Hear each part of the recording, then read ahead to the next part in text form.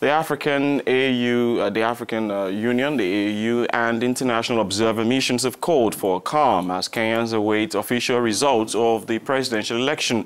In a joint statement with 9 observer missions, the African Union appealed to Kenyans to remain committed to peace and the integrity of the electoral process.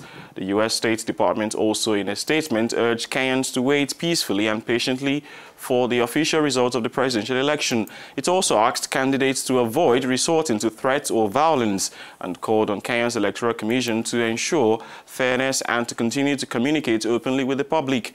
On her part, the head of the European Union Observer Mission, Maria Shark, said elections should never be a matter of life or death. The full results have not been declared, but Kenyan main opposition, led by Raila Odinga, has rejected the provisional results declared so far that give incumbent Kenyatta a strong lead.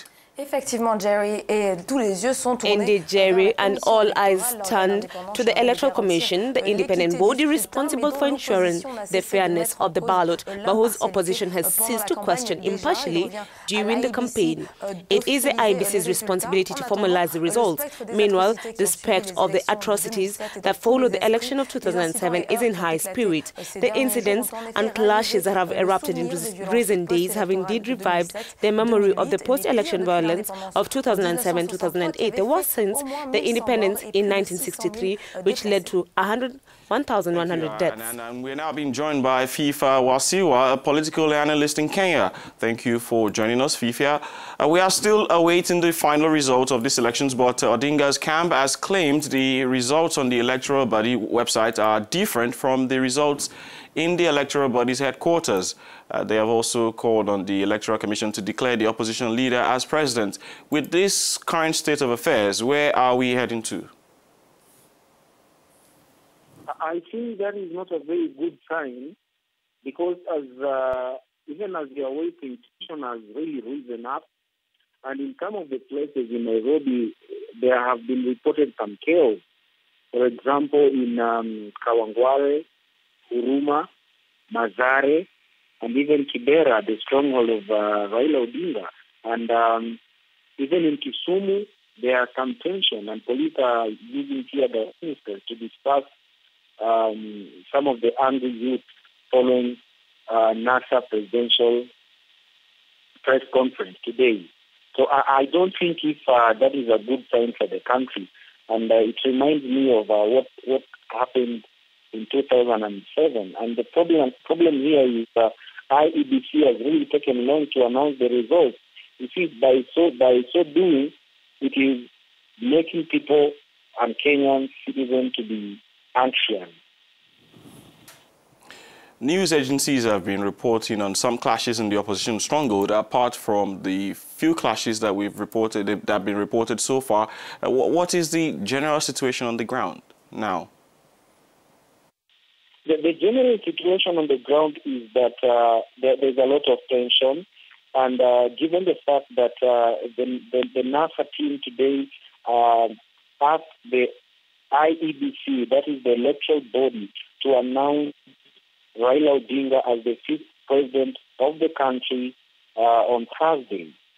And on Friday, we are expecting the IEBC to announce the winner of the just concluded election.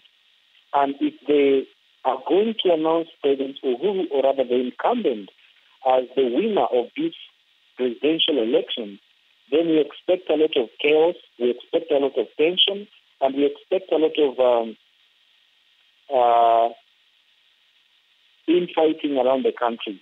And that one will not be good for the country.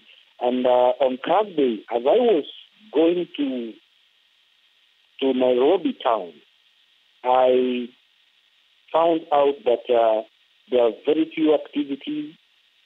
People had not opened their shops. Very few people in town, and those that I spoke to, they were not at home. They were not feeling comfortable in that kind of environment. And it means that a lot of investors who are supposed to invest in this country, they are reserved because they don't know what will happen after the election.